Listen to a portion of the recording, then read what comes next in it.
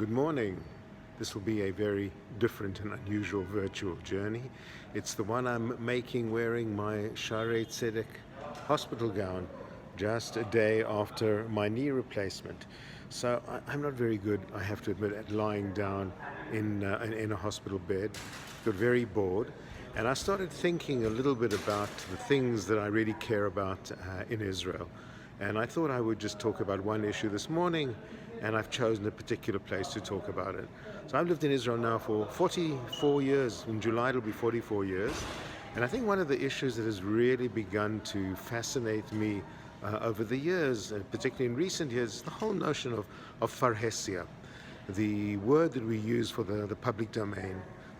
What happens when, for the first time in our history for thousands of years, we, the Jewish people, have a space that we dominate, that we actually in many ways can decide what it'll look like, when we can decide on the names of the towns, we can decide on the names of the roads, we can decide how to design what this space is going to look like. What in effect, I suppose the question really is, does Jewish space look like when we have total control, or almost total control, over the Jewish space? So I have chosen to do this partly because of the fact that I have no other place I can go to at the moment. So I've chosen this morning to do my journey in Sha'arei Zedek Hospital in Jerusalem. So we of course choose the names of our hospitals. And this one, Sha'arei Zedek, means the gates of justice. And it's an interesting question to ask. I mean, when you, I suppose I would say that in Catholic hospitals, they talk more about mercy. In Jewish hospitals, we talk more about justice. And that in itself, of course, is a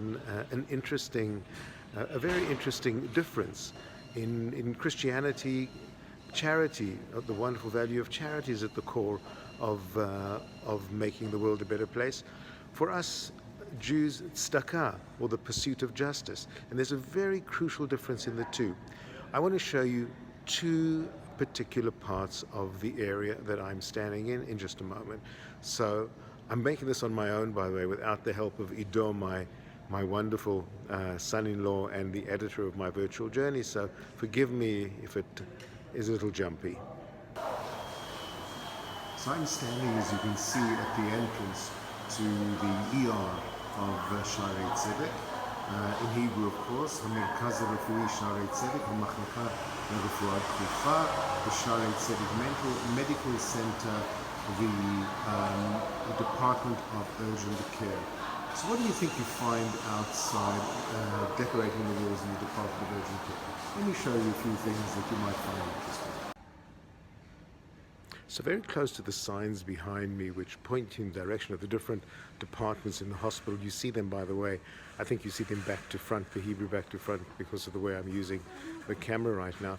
There's something really a little bizarre. There is a suite. Let's just wait for the hospital orderlies to go past. There is a suite of 25 lithographs by Salvador Dali, the Spanish surrealist artist. Now, there are one or two very interesting controversies around Salvador Dali. Salvador Dali, after all, initially was sympathetic to Hitler and decided to stay on in Franco's Spain after Franco and the fascists came to power in Spain. But yet he developed some type of a strange mystical relationship with the Jewish people, and particularly with the notion of the Jewish people's return to the land of Israel. I want to show you now a small number of the 25 lithographs that he published in 1968 to celebrate the 20th anniversary of the State of Israel. And strangely enough, he calls the set of the work he did, of the lithographs that he did, Aliyah, the return of the Jews to the land of Israel. Let's have a look at them for a moment. We'll see a couple of them. So these are the first three that we see over here next to each other. The quality, of course, is not going to be great because they're going to be reflections on them. But I want you just for a moment to glance at them as the camera moves on them, and then have a look at what they are called. That in itself, of course, tells a fascinating story, what the artist decides to actually add to it, and I suppose the curator as well. The first one, a voice is heard in Ramah, lamentation and bitter weeping. Rachel is weeping for her children. She refuses to be comforted for her children because they are not. From Jeremiah.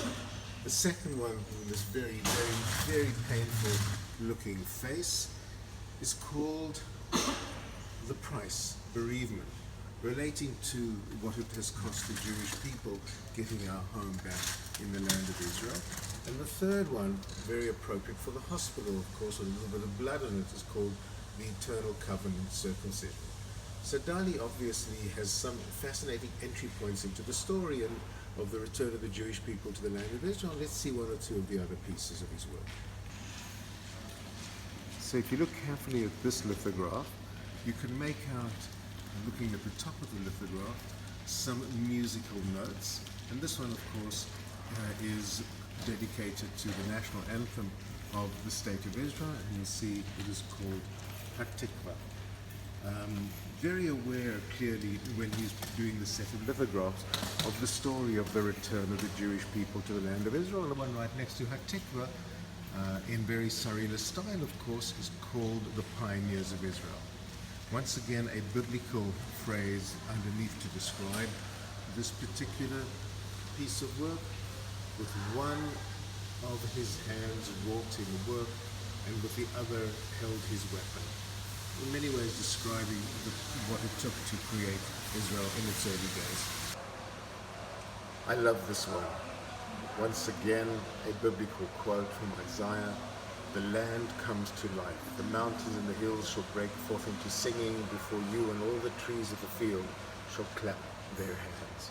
And as we take a step back to enable us to see it, and I'll do it carefully so as I don't fall over, I'll grab onto my walker. You can see the brilliant colors that Dali uses to describe the fields of the early pioneers. I'm going to show you one and something else very different in the area of the emergency room. So be very wary when I tell you, when I guide you in Israel, and I'm just going to show you one more. It sometimes ends up as two more or three more, but going to be two more over here. This over here you'll see very clearly is David Ben-Gurion on the 14th of May 1948 declaring independence. And the final one I want to show in this series is of the menorah, and it is called Ora Hora, Light and Joy, and you'll see people dancing around the menorah. By the way, if you think this is the only time that he did work connected to Jewish symbols, I discovered in the Recanati Museum in Caesarea a magnificent menorah created by Salvador Dali at one point in his career. So he clearly had some type of interesting connection to the notion of the Jewish people. I want to show you something maybe a little, in fact very different from this set of drawings of 1968, the lithographs of 1968. So there's a portrait at the entry to the emergency rooms, and it's a portrait of Dr. David Applebaum. Dr. David Applebaum was a very dedicated leader of the team over here in the emergency rooms. Born in America, came to live in Israel, so maybe in that way it connects into the Salvador Dali series around Aliyah. He died on the 9th of September 2003. Some of you will immediately pick up that there's potentially, because of the date, a big story over here.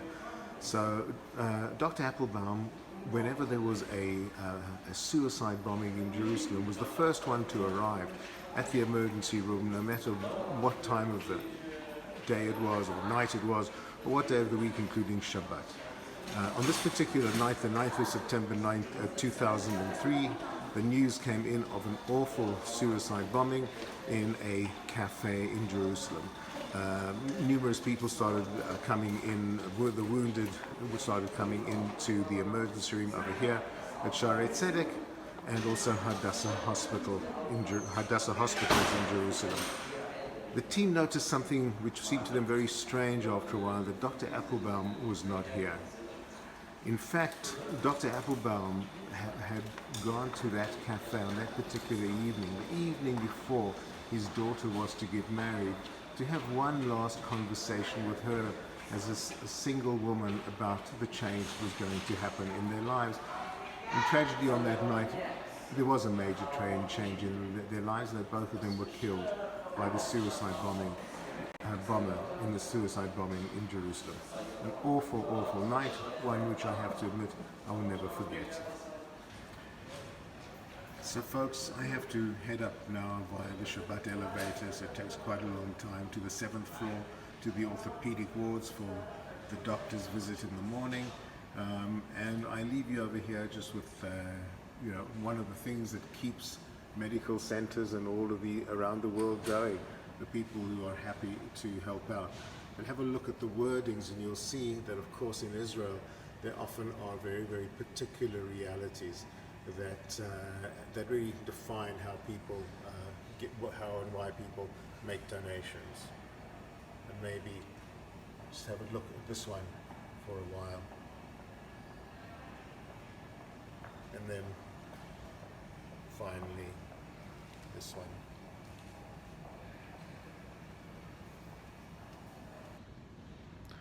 So with Salvador Dali's set of lithographs behind me, I wish you a farewell on this particular journey, and really look forward to seeing you on the next of my virtual journeys. And hopefully, once this damned leg of mine is better and people are able to fly to visit Israel and other parts of the world, we'll be together again on real journeys. Take care.